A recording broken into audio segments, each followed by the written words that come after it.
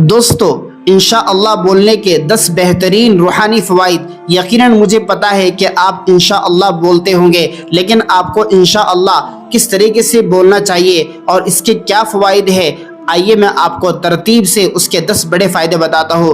دوستو جو شخص انشاءاللہ ہر کام سے پہلے بولے کہ اگر اللہ نے چاہا تو اللہ کی رضا حاصل ہوتی ہے۔ جب بندہ انشاءاللہ کہتا ہے تو وہ یہ اعتراف کرتا ہے کہ ہر کام اللہ کی چاہت سے ہی ممکن ہے۔ یہ ایمان کی علامت ہے۔ نمبر دوسرا فائدہ، تکبر اور غرور سے حفاظت۔ انشاءاللہ انسان کو عاجزی سکھاتا ہے، یہ یاد دلاتا ہے کہ میں کچھ نہیں کر سکتا جب تک اللہ نہ چاہے۔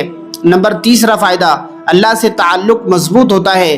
جب ہم ہر بات میں اللہ کا نام لیتے ہیں تو دل میں تعلق مضبوط ہوتا ہے۔ انشاءاللہ کہنا بندے اور رب کے درمیان تعلق کا ایک عملی اظہار ہے۔ نمبر چوتھا فائدہ، نیت کی صفائی اور سچائی۔ جب کوئی شخص انشاءاللہ دل سے کہے تو اس کا مطلب یہ ہوتا ہے کہ وہ سچا ارادہ رکھتا ہے اور جھوٹ اور دھوکے سے بچ جاتا ہے۔ نمبر پانچواں فائدہ، دعا کا اثر پیدا ہوتا ہے۔ انشاءاللہ کہنے سے گویا ہم اپنے کام کی کامیابی کے لیے اللہ سے دعا کر رہے ہوتے اور اللہ تعالی ہماری دعاؤں کو قبول فرماتا ہے۔ نمبر چھٹا فائدہ، کامیابی کا دروازہ کھلتا ہے۔ جو کام انشاءاللہ کے ساتھ شروع کیا جاتا ہے وہ اکثر خیر و برکت کے ساتھ پورا ہوتا ہے، کیونکہ ہم اللہ کی مدد کے ساتھ جوڑ دیتے ہیں۔ جس کام کا ہم نے ارادہ کیا اور اللہ کی منشا کے مطابق کرنے کا ہم نے سوچا اور ارادہ کیا تو اللہ اس کام کے اندر مدد فرماتے ہیں۔ نمبر ساتواں فائدہ، مشکلات میں صبر اور تسلی دیتا ہے۔ اگر کوئی کام رک جائے یا نہ ہو سکے تو انشاءاللہ کی سوچ انسان کو مایوسی سے بچاتی ہے اور یقین دلاتی ہے کہ اللہ بہتر وقت پر سب کچھ عطا کر دے گا۔ نمبر آٹھواں فائدہ، دل کو سکون اور اطمینان ملتا ہے۔ انشاءاللہ کہنا ایک ذہنی سکون دیتا ہے۔ جو ہوگا اللہ کے حکم سے ہوگا اور وہی بہترین کارساز اور کاموں کو بنانے والا ہے۔ نواں فائدہ، احادیث میں تاکید ہے۔ نبی کریم صلی اللہ علیہ وسلم کو بھی اللہ تعالی نے تاکید فرمائی کہ آپ آئندہ ہر کام پر انشاءاللہ کہا کرے۔ نمبر 10واں فائدہ، عبادت کا ثواب۔ انشاءاللہ کہنا ذکر اللہ کے زمرے میں آتا ہے اور اللہ کا ذکر کرنے پر بندے کو بہت بڑا اجر ملتا ہے۔ دوستو آئیے انشاءاللہ کس وقت کہنا چاہیے اور کس وقت نہیں کہنا چاہیے ہم اس کو بھی سمجھ لیتے ہیں۔ دوستو 3 جائز اور صحیح استعمال کرنے کا، یعنی کہ انشاءاللہ کہنے کے 3 جائز طریقے یہ ہے۔ جب کوئی نیک عمل کرنے کا سچا ارادہ ہو تو کہے کہ انشاءاللہ، جیسے کہ میں کل صبح کی نماز کے لیے مسجد آؤں گا انشاءاللہ۔ جب کسی کام کی امید اور دعا ہو، جیسے کہ اللہ بہتر کرے گا انشاءاللہ۔ نمبر تیسرا طریقہ، جب کسی منصوبے کو اللہ کی معیشت کے ساتھ مشروط کرنا ہو تو اس وقت آپ کہہ سکتے ہو انشاءاللہ ہم اگلے ہفتے یہ کام مکمل کریں گے انشاءاللہ۔ جب آپ کو یقین ہو کہ آپ اس کام کو ضرور کرو گے تو آپ اس وقت انشاءاللہ کہیں۔ مثلا آپ اگر کسی کو جھوٹ بول رہے ہو اور اس کے اوپر کہہ رہے ہو کہ انشاءاللہ میں یہ کام کر لوں گا، لیکن آپ کے دل کی نیت اور ارادہ یہ ہے کہ آپ وہ کام نہیں کرو گے تو اس وقت آپ انشاءاللہ نہ کہیں۔ دوستو اس طریقے سے 3 ناجائز اور غلط استعمال، جب دل میں ارادہ نہ ہو اور محض بات کو ٹالنے کے لیے زبان سے کہا جائے کہ انشاءاللہ ہاں میں وہ کام کر جاؤں گا، اور دل سے ارادہ نہ ہو اور انشاءاللہ کہے تو اس وقت آپ کو گناہ بھی مل سکتا ہے۔ نمبر دوسرا طریقہ، جھوٹ چھپانے یا وعدہ توڑنے کے لیے انشاءاللہ کہنا۔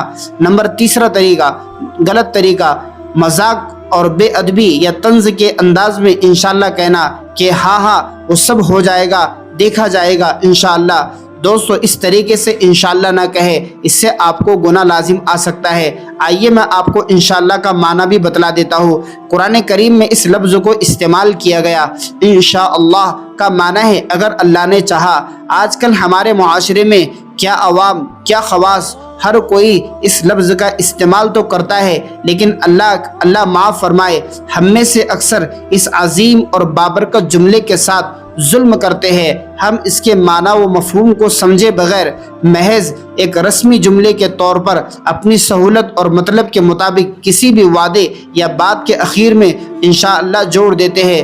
ہمیں یوں محسوس ہوتا ہے کہ ہم نے انشاءاللہ کہہ دیا تو گویا ہمارا فرض پورا ہو گیا، حالانکہ اس جملے کا مفہوم، اس کا ادب، اس کا شرعی مقام سمجھنا اور اس کے مطابق اس کا استعمال کرنا بہت ضروری ہے۔ دوستو، معرف القرآن میں ہے، حضرت عبداللہ ابن عباس رضی اللہ تعالی عنہما سے سورہ کہف کے درمیان 2 آیت کے شان نزول کے متعلق نقل کیا گیا کہ جب اہل مکہ نے یہود کے مشورے پر نبی کریم صلی اللہ علیہ وسلم سے اصحاب کہف وغیرہ کے بارے میں سوال کیا تو آپ علیہ السلام نے ان سے فرمایا میں اس کا جواب آپ کو کل دوں گا، لیکن آپ علیہ السلام نے انشاءاللہ نہیں فرمایا۔ چونکہ مقربین بارگاہ الہی سے معمولی سے کوتاہی بھی ہو جائے تو اس پر تنبیہ کی جاتی ہے، اس لیے 15 دن تک وہی نازل نہیں ہوئے۔ آپ علیہ السلام کو اس پر شدید رنج و غم ہوا، مشرکین مکہ کو مذاق اڑانے کا موقع مل گیا۔ پھر 15 روز کے وقفے کے بعد جب وحی نازل ہوئی، ان سوالات کے جواب دیے گئے تو ساتھ یہ بھی 2 آیت نازل ہوئے جن میں ہدایت دی گئی کہ آئندہ کسی کام کو کرنے کا ارادہ ہو تو انشاءاللہ کہہ کر اس کام کا ارادہ کیا جائے، کیونکہ ہر کام اللہ تعالیٰ کی مشیت کے تابع ہوتا ہے۔ ان آیات کے واقع اصحاب کہف کے اخیر میں ذکر کیا گیا۔ دوستو، اس واقعے سے بخوبی واضح ہو گیا کہ انشاءاللہ آئندہ کسی کام کے لیے کہا جاتا ہے، وہ بھی دل میں اللہ کی مرضی کو مقدم رکھتے ہوئے ہم کہیں انشاءاللہ۔ آج کل ہمارے معاشرے میں ہر آدمی انشاءاللہ کہتا ہے لیکن اس کے معنی اور مفہوم کو نہیں سمجھتا۔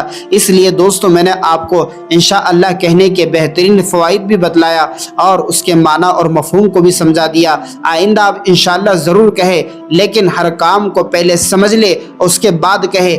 بنا سمجھے سوچے آپ انشاءاللہ کہو گے تو اس کے معنی اور مفہوم میں غلطی ہوگی، جس سے آپ کے اوپر گناہ لازم آ سکتا ہے۔ دوستو، اس قسم کی ویڈیو دیکھنے کے لیے آپ ہمارے یوٹیوب چینل کو لازماً سبسکرائب کریں۔ انشاءاللہ آپ کو ہمارے یوٹیوب چینل سے جڑنے سے کبھی نہ کبھی کہیں نہ کہیں ضرور فائدہ ہوگا۔ جزاکم اللہ، السلام علیکم ورحمۃ اللہ۔